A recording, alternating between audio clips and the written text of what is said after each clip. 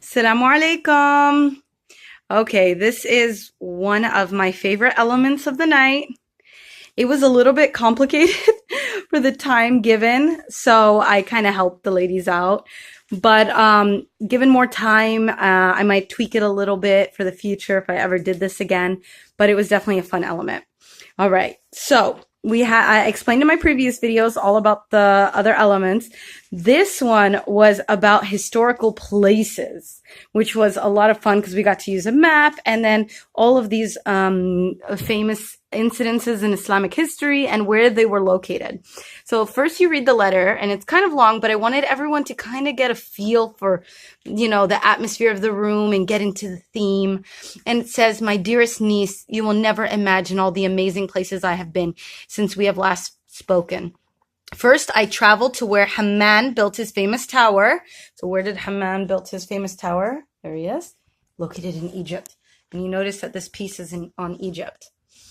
Then it continues and says, "The tower in which Pharaoh thought he could climb to see Allah."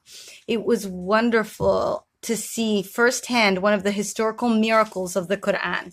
And if you look more into it, it's very interesting, the story of Haman and how many people tried to discredit the Quran by saying Haman was at a different time than the Pharaoh of Musa. Anyway, I really highly suggest you guys look further into it. And we just wrote a very small description, but it's very interesting if you look into the story and that scientific miracle of the Quran, or it's a historical miracle.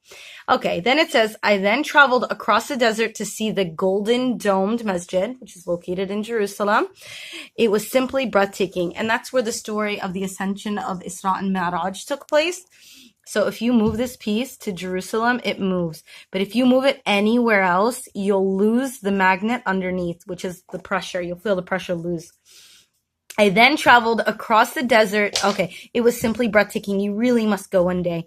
"I was sad to go, but the next stop on my journey was to visit the lands of Abyssinia, the very land that Abraha had made his army of elephants." Then we have this little historical tidbit, and we notice it's located in Yemen, nowadays Yemen.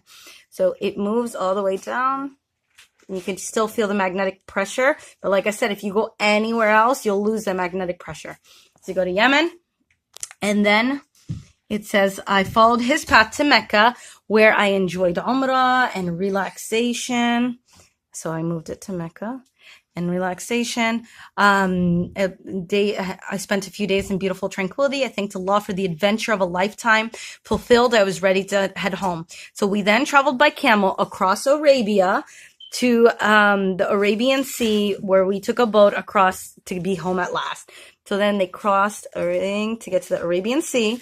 Then once they crossed Arabia, the magnet gets here and it pushes out. It was connected to the magnet, a paper with one of the codes that opened up one of the locks to the hidden Islamic artifact treasure. And you guys, it was definitely an amazing night. Alhamdulillah to everyone who got to come and attend, and all the amazing women that really made it breathtaking. Assalamu alaikum. No, that's it.